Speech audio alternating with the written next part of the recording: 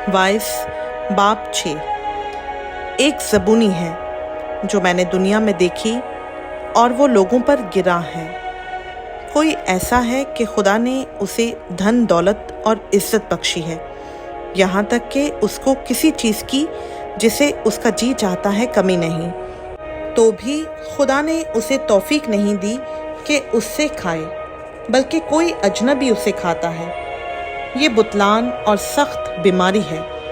अगर आदमी के 100 फर्जंद हों और वो बहुत बरसों तक जीता रहे, यहाँ तक कि उसकी उम्र के दिन बेशुमार हों, पर उसका जी शादमानी से सैर ना हो और उसका दफन ना हो, तो मैं कहता हूँ कि वो हमल जो गिर जाए उससे बेहतर है, क्योंकि वो बतालत के साथ आया और तारीकी में जाता है और उसका नाम अंधेरे में पोशीदा रहता है। उसने सूरज को भी ना देखा, ना किसी चीज़ को जाना, बस वो उस दूसरे से ज़्यादा आराम में है।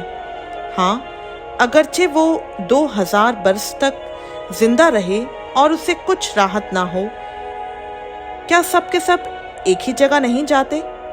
आदमी की सारी मेहनत उसके मुंह के लिए है, तो भी उसका जी नहीं भरता, क्योंकि दानिशमंद को अहमक पर क्या फजीलत है, और मस्कीन को जो जिंदों के सामने चलना जानता है क्या हासिल है।